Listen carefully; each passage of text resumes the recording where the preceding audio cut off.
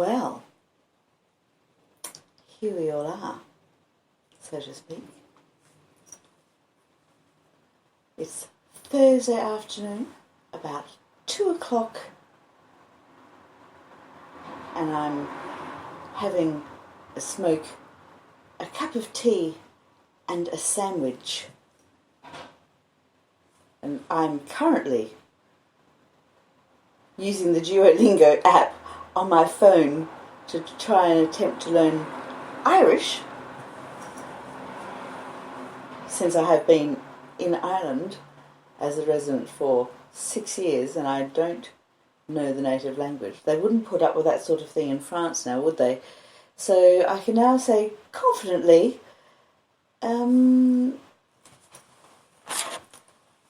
Ethan Capere. And I'm sure I'm mispronouncing it, but I'm confident I can spell it. It means I eat a sandwich.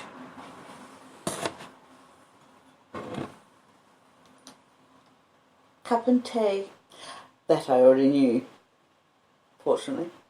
Chin chin.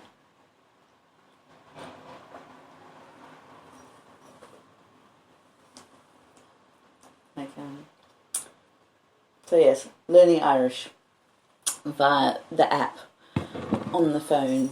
I'm an old bird. I'm a 1970 baby, so everything is pretty much Star Trek to me.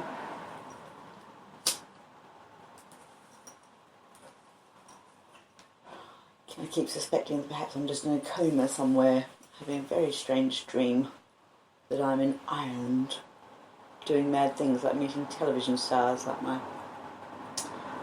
fellow podcaster a couple of years ago, Mr. Owen Colgan, who was off touring mad places at the moment, doing fabulous things.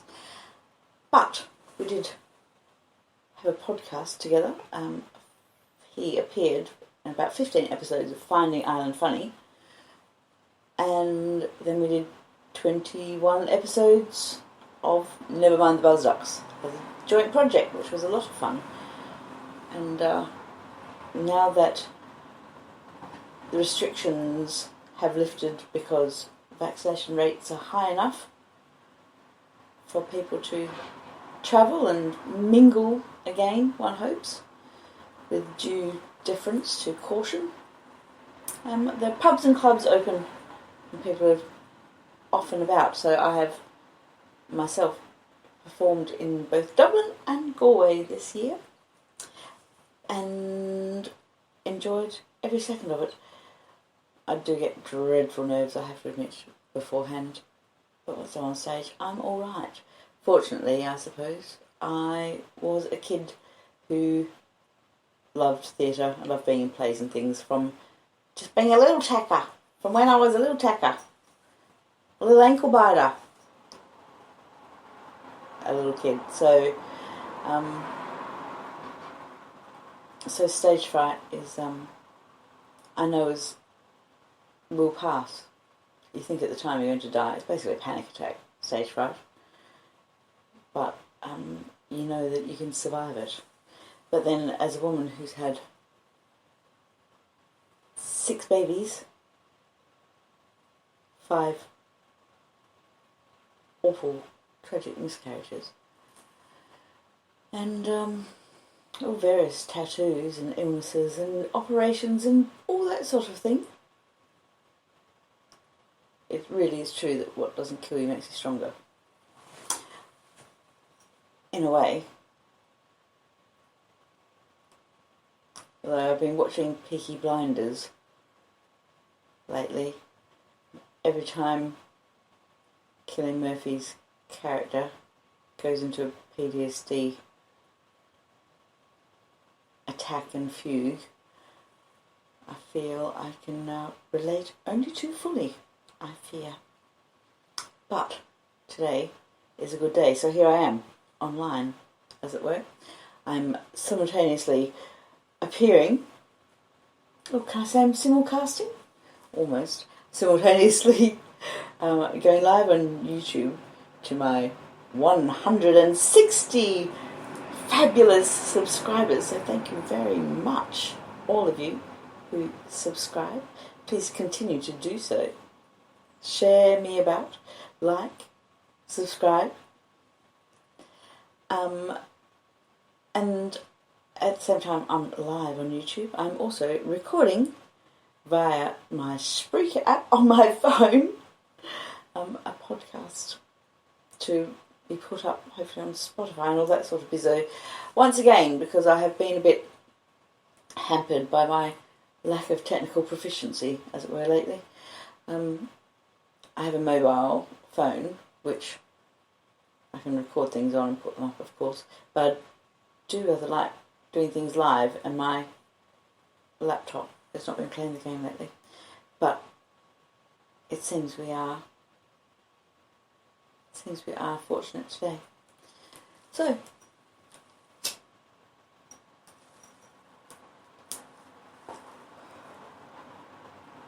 but enough about me. What do you think of me? Like, for those of you who have yet to come across me, as it were, I'm Mama Duck. I am an Australian writer, comedian, broadcaster. I live in Mayo. Look, red and green wallpaper and donkeys on the wall, because I am in Mayo Island, and you don't get more Mayo than donkeys and red and green. And very happy with it, I am indeed, because Mayo is just a fabulous place to be. People are wonderful and kind. And the pubs are open again, so everyone is able to freely associate. Barely anyone wears masks anymore. And when you think that, like, a year ago, people were saying that all the mutations of COVID were going to come so rapidly that we would never be able to open a pub again. Everything would just be like takeaways and in-house deliveries and things. I don't mean just for like first world problems of like, oh, I fancy a Chinese and I can't sit in. I mean the serious proposition of never being able to socialise outside the house with people who aren't in your immediate family or COVID bubble. So whether that be church or the local brownie guides or like just, you know, there are people who don't drink who might just want, you know, who miss being able to play team sports, miss the camaraderie of like being on the same hockey team, you know. I know when I was a younger woman, I'm 52 now, when I was a younger woman in my 20s, I lived in rural Western Australia. And I was living a life of white privilege, but I didn't recognise it at the time because I was living a life of white privilege. As I am now, but at least I suppose I know about it. So while I was able to attend uni and I had like 4 children during the 90s, and then one in 2001, another one in 2001, and then another one in 2011. But 4 children during the 90s, so that's how my 20s were spent, basically. I think during all of my 20s, I think I spent a collective 6 months not being either pregnant or breastfeeding. Which sounds pretty horrendous and oppressive, doesn't it? But loads of reasons there, I guess. Loads of reasons there. But you know, that for most of that decade, there was no such thing as internet. So most of my cousins who lived in the same town also got married at the end of their teens. But you could leave school when you were 15. When I was a kid. Like, if you were very brainy, then you stayed on to like year 12. If you were going to go to university or be like, if you wanted a as a 1970 baby, basically the only careers we were offered as a girl was teacher, usually primary school teacher, nurse, or secretary. Other than that, you generally worked at a shop. Or when you could leave school when you were 15 and work in the bank. It's crazy when you think about it. My first husband, left school when he was left school when he was 14 to go to a polytechnic or a TAFE to do computing in the mid 80s, and then did 18 months there, and then got a job in a bank when he was still yet to turn 16, and responsible for huge amounts of money through their hands and things. As was I, just as a humble checkout chick. I was a high school dropout and worked, on the checkout. We're called checkout chicks, so very, very rarely were men employed as checkout operators. We weren't even allowed to sit down in those days. We were forced to stand. I used to get leg cramps you wouldn't believe. Oh my God, I was still a child. I was a child. A high school dropout, but we were looking to get married by then because there wasn't much else going on. I was watching the other day YouTube clips of the gypsy weddings. These programs are a decade old now, and I don't watch telly generally as a medium. Free to air telly, and I suppose most things are subscription services now, aren't they? But I generally don't. I watch YouTube, and on the rare occasion there might be a good Netflix series.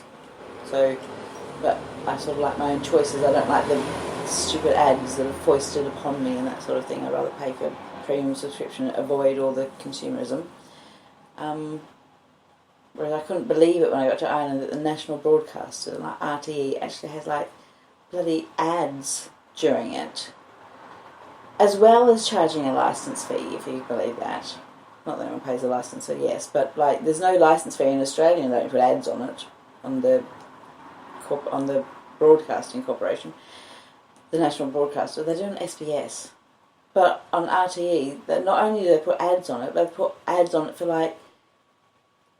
the so 1950s housewifey. I couldn't believe it.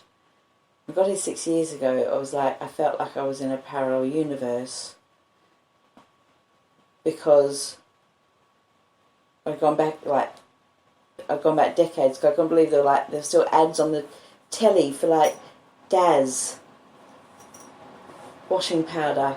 It was so 1950s. You expect Doris Day to come in black and white and smile and say, please your husband by getting, home before him, with the kids, and get them to bed before he comes in after a hard day's work and fix them a cocktail. It's because all the ads were just get everything sanitized with bleach. And there was this alternative to the old school, worse for the environment, but got to get everything squeaky clean. It was mad. And it was so sexist because it was always women. There was literally one that was a ballerina, pirouetting around in a tutu while she's mopping the floor. It was so sexist, it was laughable. I thought, am I being pranked? It's so strange. And then I remember finally there was an ad where a man was picking up his kids from school and from daycare, and I thought, that's finally a bit of progress, a bit of equal opportunity and recognition of that not all parents who do parental duties are mothers. Sometimes, a lot of the time they're fathers in this, day and age. I mean, my first husband, for all his faults, was the original 90s snag, sensitive, new age guy who carried a baby around in a sling on his chest, at a barbecue, because they're okay with that now coming into the birthing room while you had the baby and being part of the whole thing. Changing nappies, there was no such thing as, they weren't called cooks if they changed a nappy. They were just like, it's good to see men finally being involved with their children after like the coldness of the post World War II, mostly fatherless. What happened was wars take men. So in the Second World War, of course, there were many children from that era grew up fatherless and taught to be very, very tough and big boys don't cry and all that sort of bullshit. And then that gets it only takes that to happen in one generation to get turned around, and then you've got the next generation that like can't express itself emotionally and so on. But then we had the progressive era finally sort of like kicked in. Of course, it's pre-internet. Again, I was born in like rural Western Australia, so although like there was a hippie movement and things where like men were starting to attend natural childbirth and stuff, saying the hippie era, the late 60s, 70s, that sort of thing. Not so much in Australia, where it's still like, no mate, I'll be down the pub while the Sheila's getting on with stuff. It was literally like that because toxic masculinity. By the time the 90s rolled around and like our generation were having babies, well, the fathers were at the prenatal classes with you, learning the breathing techniques and the where to stick the cushions for the least amount of sciatic pain during the last stage of pregnancy. And I remember like, oh my goodness, it's tragicomic, as most of my life has been, because life is, isn't it? Speaking of tragicomic, maybe self-fulfilling prophecy though. Look what I got on my back. Can you see? I do apologise for those who are listening and not watching. I have the Greek masks of comedy and tragedy that is coincidentally, not coincidentally but deliberately, also the logo for Microsoft Publisher back in '97, because I was like a newspaper editor and stuff when I was like 27, and I was acknowledging the modern tech age of the internet and clip art and stuff. So when I decided you've got to have tragedy and comedy in your life, and I have a tattoo of the Greek mask, I deliberately made the Microsoft Publisher logo because I was like, I guess what I was postmodern. But anyway, as I was saying, the tragic comic thing of perineal massage became a thing in the 90s. Of like, so like you sat there in the prenatal class like learning about perineal, like with giving the brochures of perineal massage. But I was too shy for my husband to perform perineal massage on me in order to improve the flexibility of my perineum to make childbirth an easier experience for me, right? And this is particularly important, my first experience of childbirth was quite horrendous, and I had the old episiotomy, which had left quite thick scar tissue, which would really benefit from perineal massage because it makes the tissue easier to stretch, more flexible, more supple. It's it's nurturing your skin. It's basically putting moisturiser and massaging, right? Making it easier for that sphincter muscle to relax and whatever. So there I am. I'm age 22, It's 1992, so it's not the Victorian era. But I'm 22. I'm having my second child with my husband that I've been married to since I was 18, and I'm so hung up on my body and still so cringingly shy about it that although I could allow him to impregnate me and have his babies, I was too shy to have a natural healthy massage of an intimate part of my body that would that was healthcare. And not to put a point on it, when I had that second baby, I tore from arsehole to breakfast. Second to third degree tearing of the perineum all the way up to the cervix. I had a lot of stitches. And as a result, my poor second baby did not have the best entry into the world because I was too much in pain and shock to feel the same mummy hormones towards him initially as I had towards my first baby when everything had gone, not swimmingly, but certainly better than that particular experience. Believe me, by the time the third baby came along, there was perineal massage. Yeah, that's what I mean. You let it all hang out, you lose your hang-ups. But isn't it sad that I had to go through that as a young woman? I remember walking back, not walking back, I was being carried back after the second baby. Second baby, I had to be by just the doctor and I were left alone while he stitched me back together again for what seemed a very, very long time, while my baby was washed and taken back to the maternity ward with a husband and nurses and things. And once I was finished being stitched, they put me in the shower and I was so weak and in shock I couldn't stand, so I was just sitting on the chair and no one came back for me. And then eventually the shower was almost cold by the time, and about half an hour later my husband came and says where were you? You didn't here all this time. I'm like, I thought someone was coming for me, I couldn't get, and he was he helped me get dressed and was half carrying me back down the corridor to the ward, and I could barely move, and I must have been the colour of candle wax.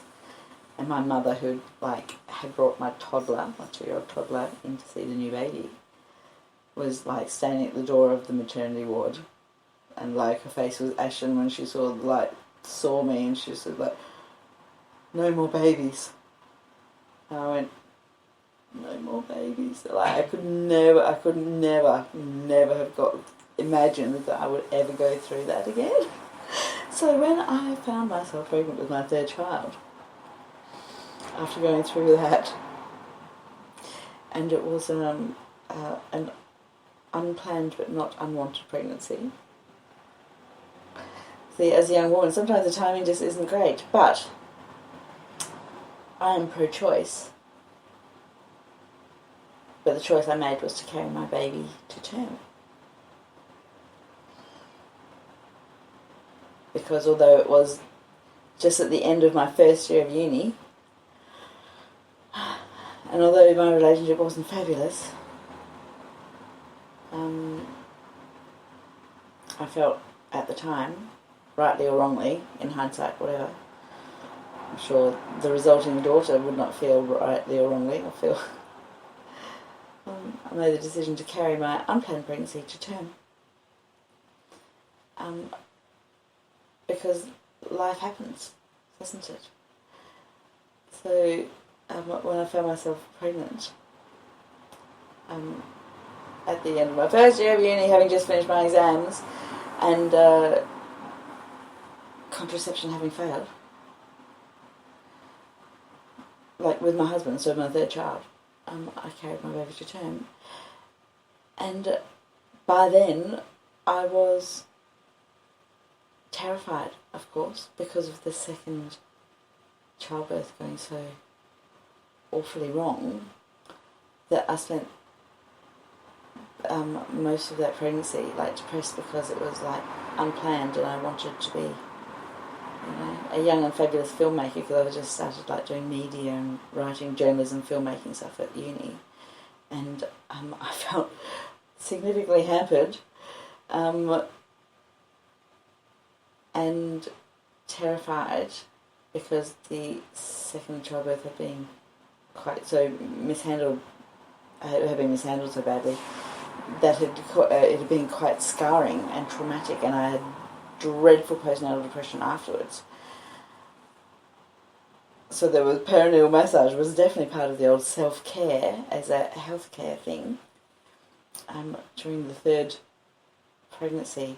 And my third experience of childbirth was the easiest one I ever had.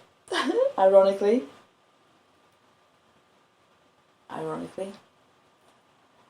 after all the terror of that experience because of the previous experience, I just almost breathed my baby out. She took 24 hours to arrive, but at least she had the good grace to wait until after I finished watching the footy match. I think it was, there you go, 20s, pre-internet. It was like I literally spent 3 labours sitting in a beanbag on the lounge room floor watching like football. Like AFL football.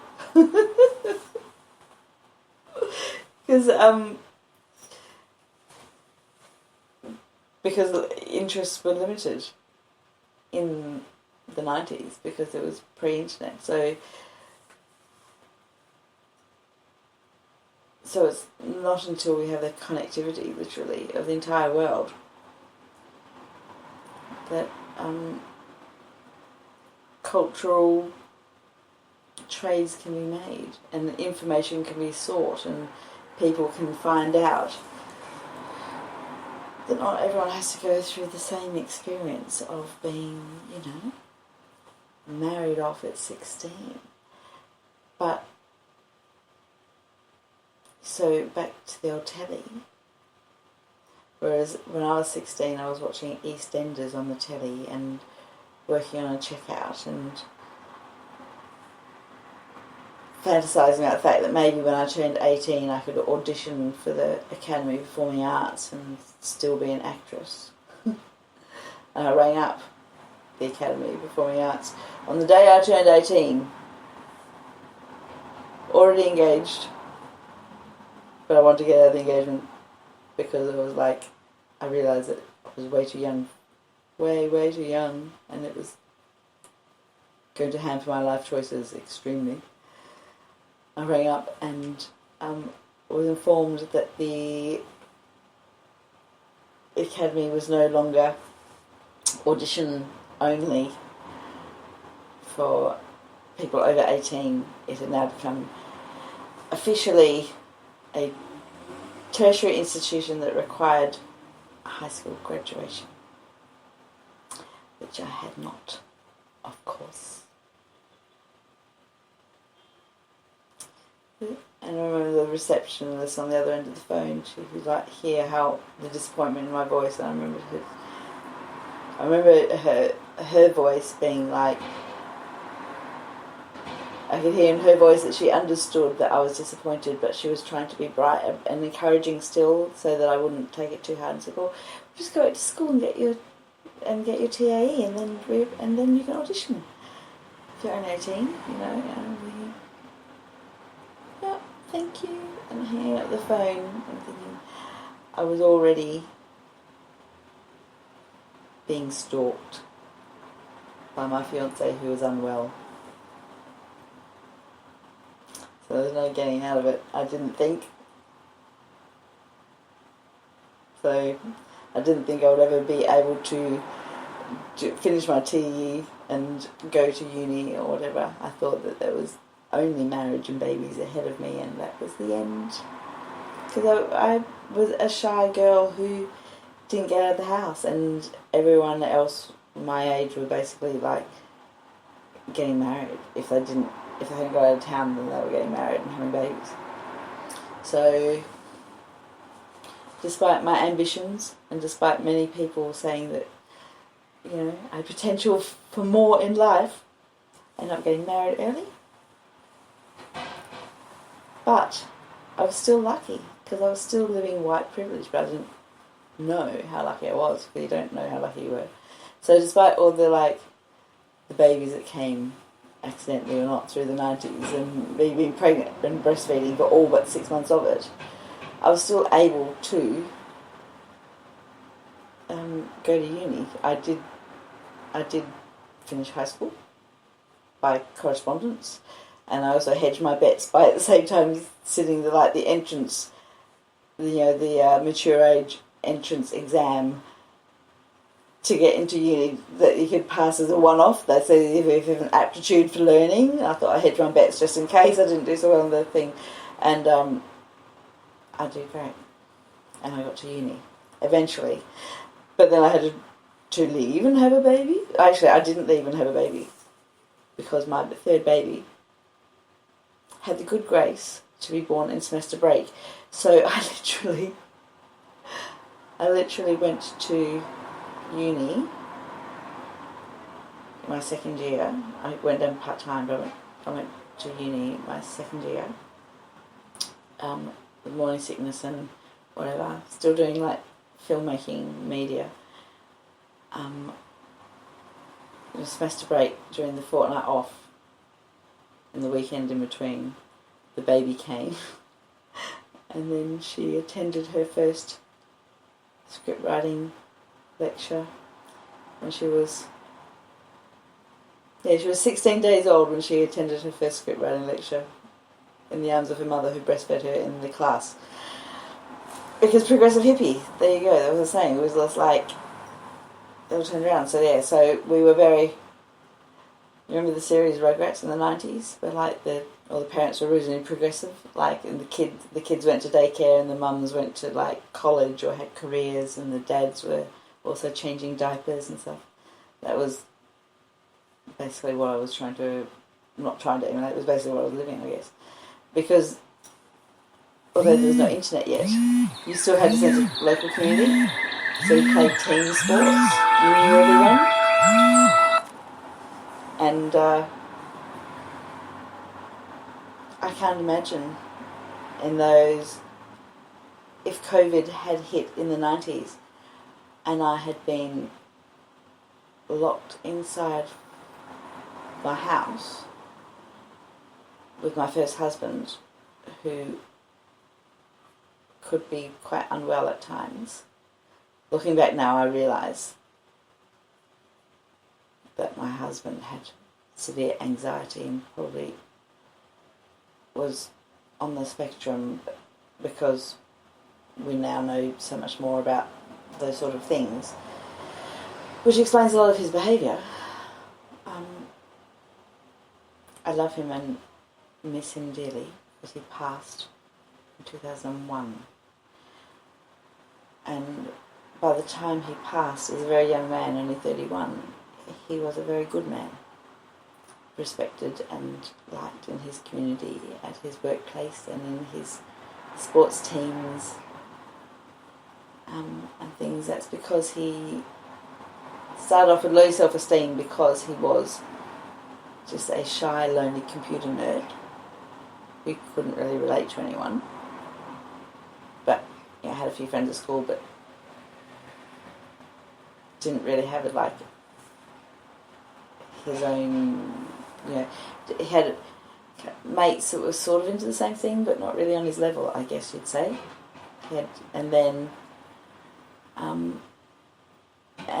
he found his place and got his self-esteem back, and most of our relationship problems also disappeared because his self-esteem was being restored by contact outside the house, by mixing with the local community and working locally in a large workplace where he was confident in his own abilities and respected, and mixed with his other sports teams. And I also was involved in other things, so we were involved, and we went everywhere with our children, because our children have their own sports teams and dance classes and things to be involved in. So that's the sense of community that helps you survive as a human being, because we're pretty much 99.99% chimp. So if I had been locked down in the 1990s with like 4 kids and a husband with whom I didn't always get along with, and who had, if we were deprived of the outside stimulation of company and socialisation, and we didn't even have the internet, at least during the COVID lockdowns, we could connect online, we could stream, we could video call, we could do that. There wouldn't have been any of that in the 90s. My God, I think they would have. The body count would have doubled, because people would have literally murdered one another within their homes if they hadn't had the ability to get out, or had at the same time that they aren't able to connect with the internet. There you go. I'm going to have a sip of my cup of tea, if you don't mind. It's probably gone cold by now, but still.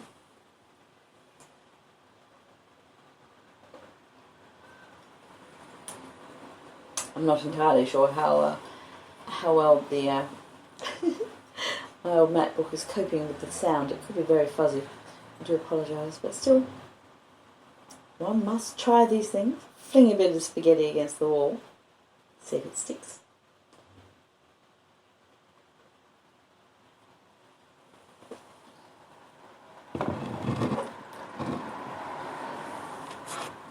See, also, when I was a young woman in my teens, I would not have eaten in front of men.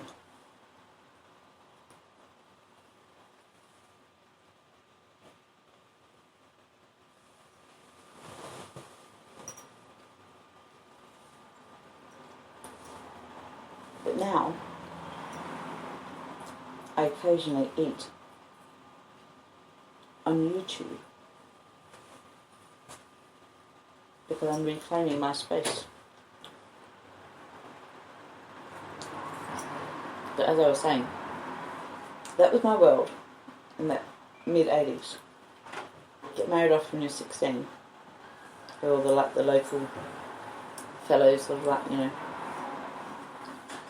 some of them, I definitely was probably of the generation where you had to marry the girl if you got pregnant. So girls would try to get married by getting pregnant with someone.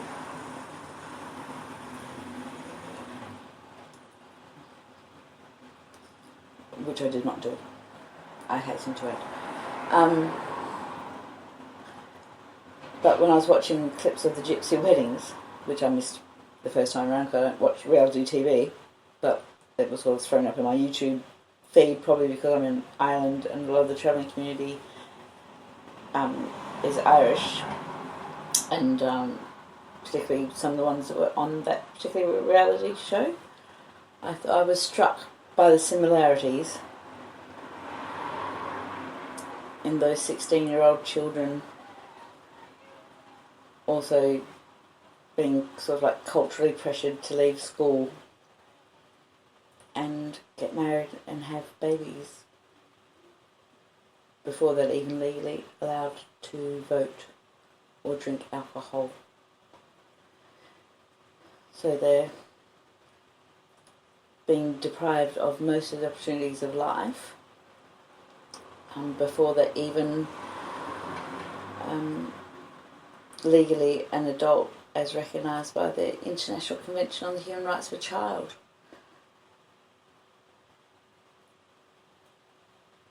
And it's just so sad. I cried. I only watched a couple because it was like... Because I hold no prejudice against the travelling community. No one in the travelling community has ever harmed a hair of my head, nor do I expect them ever to. And I kind of admire their flair, you might say. and I recognise their struggle against prejudice in Ireland, particularly because I've heard people in Ireland speak about travellers in dreadful terms. And I don't hold with that sort of thing. I don't hold with prejudice, and and I have my child attends a school with many children from traveller families, and they're all lovely. In fact, once I was late for picking my kid up at school because the last minute I couldn't find my car keys. And I had no one else to pick her up because I didn't have any local family or friends. And when I got to the school 10 minutes late, the family that stayed with my little girl to make sure she was safe were traveller family, and they were lovely about it. And our kids go to each other's birthday parties, and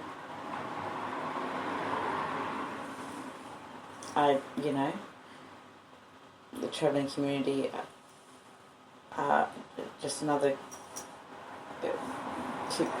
culture that I would like to learn more about and should be offered more respect. And I'd like to, I like being able to. I like that they're often now funded projects for travellers' art and things, particularly down in Cork, Traveller Women's projects. They had a beautiful one about the crowning glory of their hair, the importance of travelling women hair and that sort of thing. But, which is probably why I was watching these clips, because I'm interested in travellers' culture as a person who is resident in this country, now resident of this country. So I was interested. And I was a bit appalled at it's very subtle, the condescension of the English program towards Irish travellers. But it's there, and it's a bit nasty. It's I didn't ever watch. I watched 2 episodes of Hoarders because I was yes, it is interesting, gawky television, but you're pointing and laughing at mentally ill. So I couldn't, in all conscience, watch most reality shows, really, but I was watching clips of the Travellers shows, the Travellers wedding shows, and there was just one girl who was 16, and she was smiling so bravely while she was in literal pain from the corsetry that was holding up 100 kilos of wedding dress on her hips. I thought she should be, and she was she's happy, but she's happy because she doesn't know any different, and it was so eerily similar to my own wedding. I'm not, as far as I know, of traveller origin. I certainly have Irish ancestry, and so who knows? I mean, honestly, who knows? It's part of the reason it's ludicrous to hold any prejudice against anyone of any ethnicity, because you never know who your granny might have fallen in love with.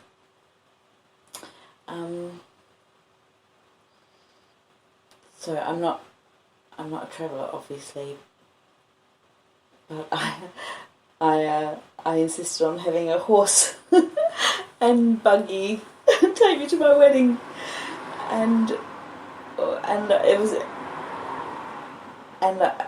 was so all these girls who were having horses at their weddings, because I come from a very, very, very horsey family also, so I insisted I have to have horses. And I was just a teenager who should also have still been in school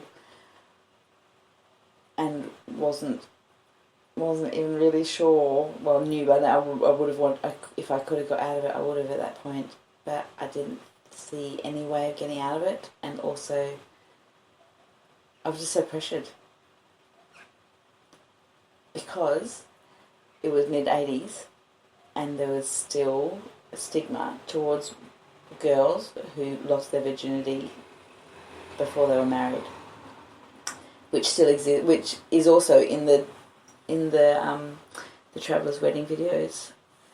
Those girls are also like they're being married, they're getting engaged when they're 15 and married when they're 16 as virgins and expected to immediately start having babies. And and several of the grooms interviewed said that they thought they weren't clean girls and they'd had sex with someone else before, but they wouldn't even look at them, let alone marry them. And I thought, wow, the whole extreme Catholicism, like Madonna whore dichotomy, it still exists in some cultures, but that's how some people still were in the mid-80s when I was a teenager. So I was I was told that I was already second-hand goods by the time I was engaged, when I was still legally a child. As well as being fat-shamed. So is it any wonder that I thought I was never going to be able to do any better? And this might be the only opportunity I have to even... I have the only opportunity to live an adult life was to be on the arm of a man, a boy. He turned 20 on the day we married. So he was still a teenager. Like, until the day we married. And I was just legally an adult by the time we married. Like, it's crazy sad. Crazy, crazy sad. I don't regret any of my children, but it's crazy, crazy sad. And thank heavens I live in an age when there is science and penicillin and pain relief and hospitals and social welfare, so that I could get a uni degree off and on over many years, over many babies, both married and widowed. So, again, white privilege. I'm very grateful for the opportunities that came my way. And I recognise that my own life choices, from the way I was raised, in the culture I was raised, most of the opportunities that came my way I didn't take.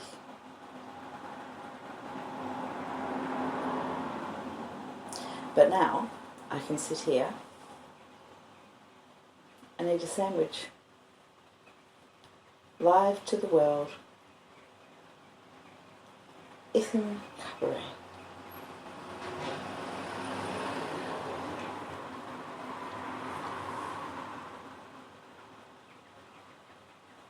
So there you go.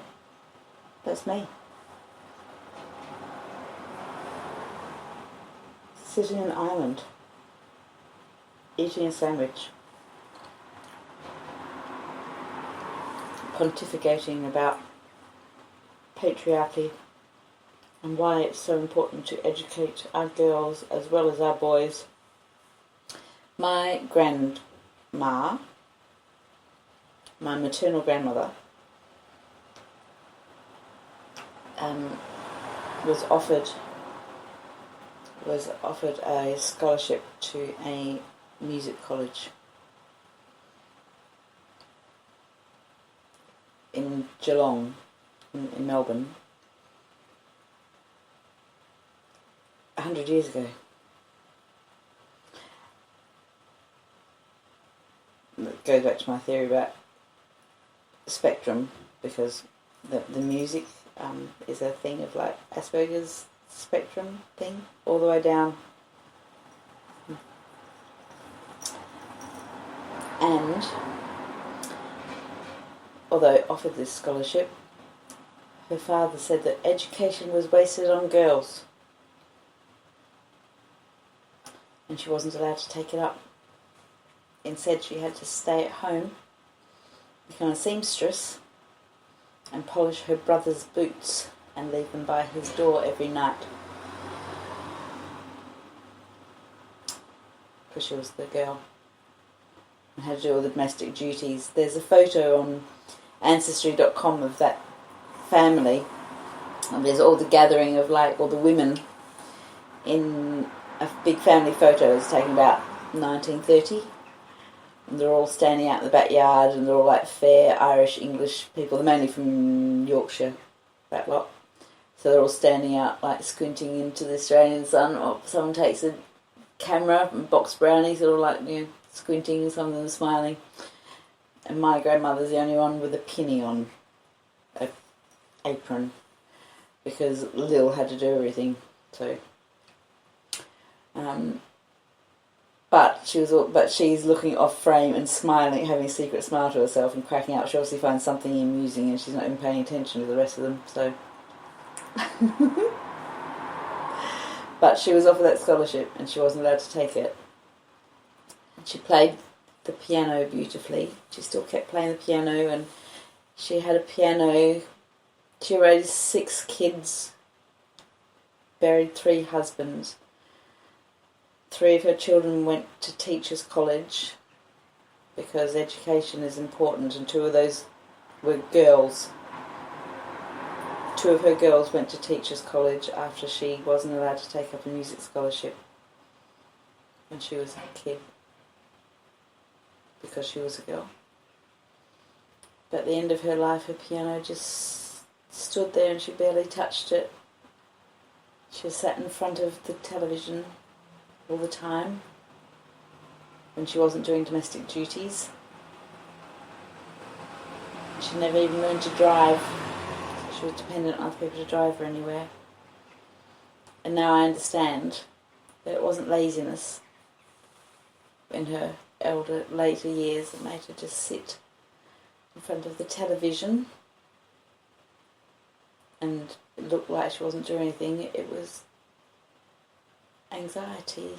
That's why everyone else in this modern day and age sit in front of other screens and don't socialise. It's because their worlds have closed down because they haven't been able to get out and about. If she had taken that scholarship, she would have been sitting alone in front of a television in a farm where she couldn't even drive to the end of the driveway by herself, or walk to the end of the driveway because she was too frail. She might have been sitting on a piano stool in front of a baby grand on a stage somewhere in a beautiful glittering gown. Who knows? Who knows? That's the thing with opportunities, isn't it? So, when I was a little girl, I found a book in the Red Cross shop, the thrift shop down the street. We only had one little op shop, and I used to go in there and look at the second-hand books. And one was, it was published in the 1920s. It was English, and it was with hindsight, I realised it was like a Protestant propaganda, like a Protestant work ethic treatise. It was a little novel, and it was called The Boy Who Never Lost a Chance. And it was about like a little orphan boy who an orphan boy who was mentored by an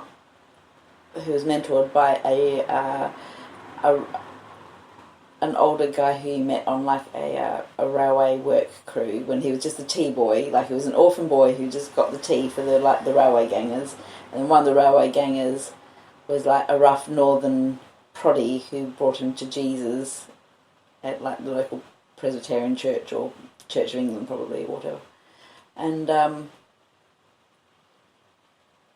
and secure in the faith of the Lord and leading a good moral life, he then came on to be an entrepreneur and started his own fishmongers, and I was so inspired. I tried to ask my mother if I could. She would help me set me up my own fishmongers, because you couldn't buy fish in Donnybrook.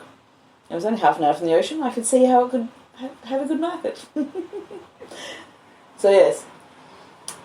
So the boy who never lost a chance, and that may have influenced me a bit. I think I hate seeing missed opportunities, which is why I'm passionate about the human right of every human being, regardless of gender or race, to be educated as well as housed and fed.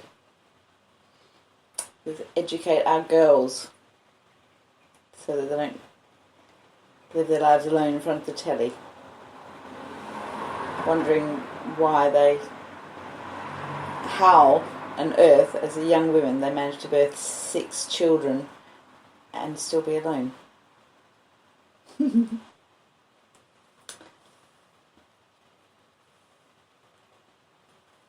Excuse me, I'll take another bite of my sandwich.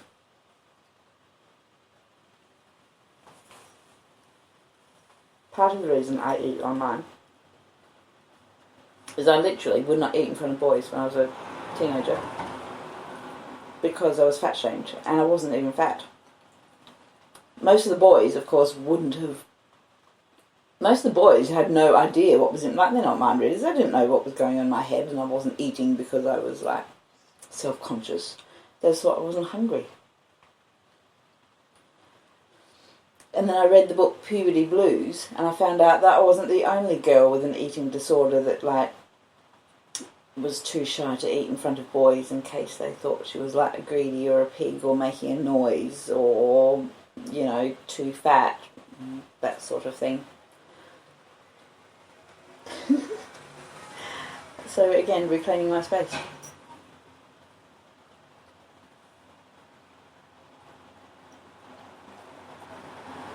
Ham, cheese and mustard on grain, in case you're wondering. God, it'd be hilarious if I choked to death on a sandwich live on YouTube, wouldn't it? I'd end up virally. That will go viral. It'll be one of those awful black clips where people go looking for Tommy Cooper dying on stage, literally when the poor man collapsed to a heart attack. It wouldn't be, I'd be Feed E chokes. Probably some awful people get off on it. So, if you can think of it, there's already porn for it. And on that note, I'm going to finish my sandwich in private. Thank you all for listening and watching, whatever you might be doing, whether you're my YouTube fan, I'm Mama Duck, you can find me, or if you're listening to me on Spreaker or Spotify or any of those good listening platforms out there, thank you so much. Do click, subscribe, do all the things that they ask you to do, and then I'll be able to do more of it. And I will see you when you've got nothing on.